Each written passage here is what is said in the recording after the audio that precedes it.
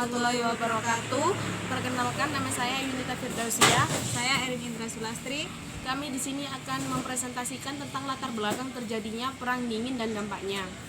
Kepada pemateri yang pertama dipersilakan.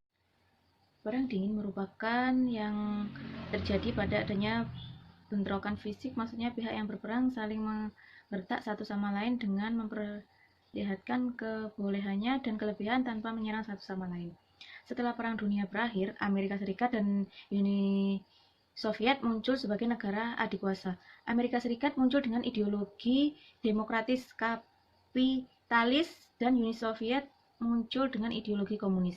Selama berlangsung Perang Dunia Kedua, Amerika Serikat merupakan salah satu negara sekutu yang memiliki kekuatan militer yang cukup besar.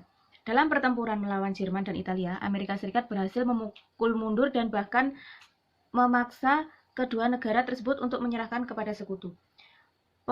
Penguasaan kawasan dilakukan oleh Amerika Serikat dan Uni Soviet memunculkan pertimbangan kekuatan dalam hal ekonomi, politik, dan ideologi. Kedua negara adikuasa itu pun melakukan ekspansi ideologi ke negara-negara lain. Berbagai metode pun dilakukan baik dalam bentuk pemberian bantuan ekonomi maupun kerjasama militer dan persenjataan. Dalam usaha melancarkan ekspansi politis dan ideologi pada tahun 1947, Amerika Serikat mengeluarkan Marshall Plan, yaitu sebuah traktat tentang bantuan ekonomi dalam rangka pemilihan perekonomian Eropa yang hancur akibat Perang Dunia Kedua.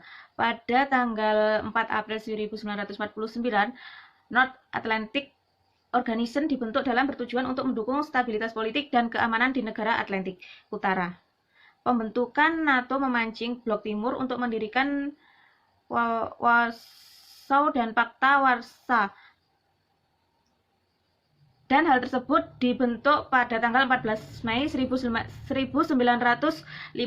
di kota Warsawa, Polandia di bawah kepemimpinan Uni Soviet. Di sini saya sebagai pemateri kedua akan menjelaskan tentang dampak dari Perang Dingin, yakni dampak Perang Dingin dibagi menjadi dua bagian, yaitu positif dan negatif. Di sini saya akan menjelaskan terlebih dahulu yang positif. Yang positif di sini dibagi menjadi 5 bagian, yaitu yang pertama di bidang ekonomi. Dalam bidang ekonomi, ternyata Perang Dingin juga membawa dampak positif pada perekonomian dunia, baik itu secara sengaja maupun tidak sengaja. Hal ini ditandai dengan munculnya negara superpower. Dengan adanya negara superpower ini, maka perekonomian dunia banyak dikuasai oleh negara pemegang modal. Mereka menginvestasikan modal-modal mereka kepada negara yang berkembang, yang upah buruhnya itu hanya sedikit atau masih relatif rendah. Sehingga keuntungan yang mereka dapatkan itu sangat melambung tinggi.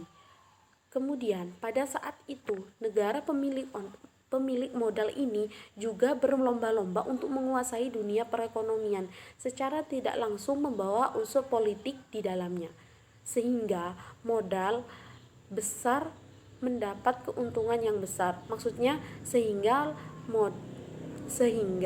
pemilik modal yang besar ini mendapatkan keuntungan yang sangat besar. Sementara negara yang modalnya terbatas keuntungannya itu juga mendapatkan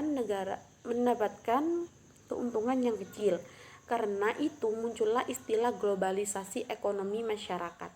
Untuk mengatasi hal tersebut dilakukanlah beberapa tindakan seperti misalnya menyatukan mata uang. Contohnya yang sangat terlihat oleh negara-negara di kawasan Eropa yang menyatukan mata uang mereka itu menggunakan menjadi euro, seperti itu.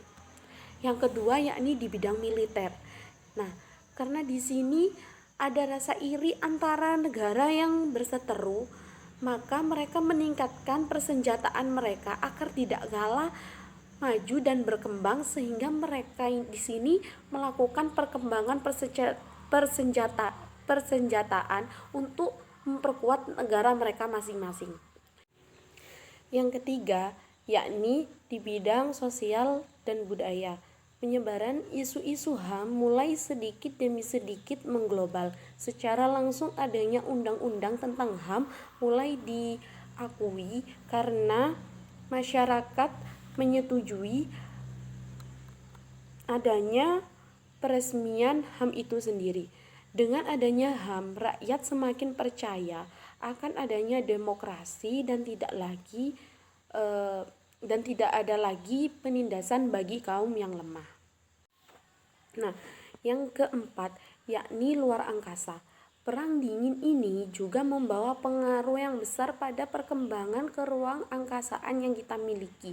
Mungkin jika tidak ada perang dingin, kita tidak akan tahu bagaimana bentuk tata surya kita. Karena untuk meningkatkan gengsi kedua negara yang bersengketa ini, maka mereka sama-sama berlomba-lomba untuk meluncurkan roket ke luar angkasa. Hasilnya, kita semua menjadi tahu bahwa sebenarnya kita ada pada tata surya apa, kemudian bagaimana bentuknya, seperti itu. Yang kelima yakni teknologi. Pada masa Perang Dingin, sains dan teknologi yang terpaut dengan kegiatan militer mendapat sorotan yang lebih dari pemerintah. Pemerintah bersedia mengeluarkan dana yang besar demi kemajuan iptek di negara mereka tersebut. Yang kedua, yakni dampaknya adalah dampak negatif. Di sini dampak negatif dibagi menjadi dua bagian. Nah, yang pertama yakni di bidang militer. Dengan adanya senjata nuklir yang dikembangkan secara pesat oleh kedua negara yang bersengketa tersebut, maka masyarakat di dunia ini merasa tertakutan karena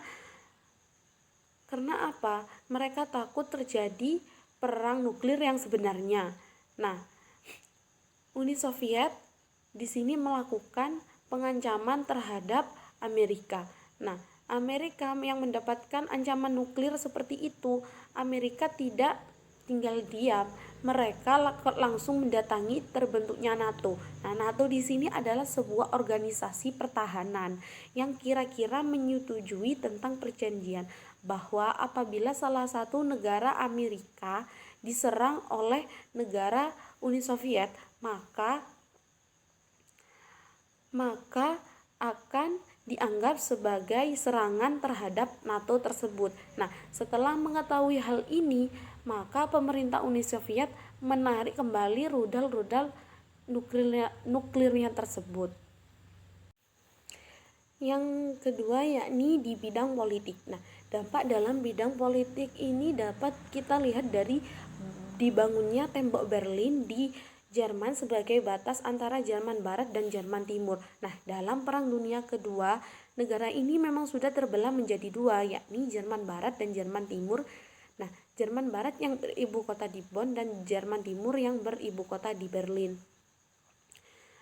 Negara ini mengalami perpecahan dikarenakan ada dua paham yang berbeda berlaku di negara ini, yaitu liberal yang dianut oleh Jerman Barat dan komunis yang dianut oleh Jerman Timur.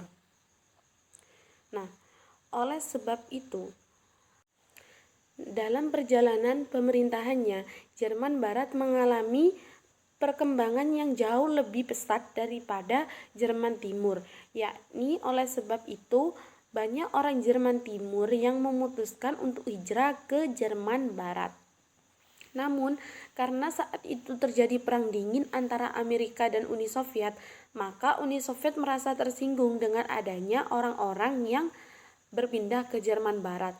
Oleh karena itu, Uni Soviet membiayai atau mendukung untuk membangun sebuah tembok yang berada di kota Berlin, yang menyebabkan terbelahnya kota itu menjadi dua. Mungkin hanya itu dari saya, kurang lebihnya kami mohon maaf. Wassalamualaikum warahmatullahi wabarakatuh.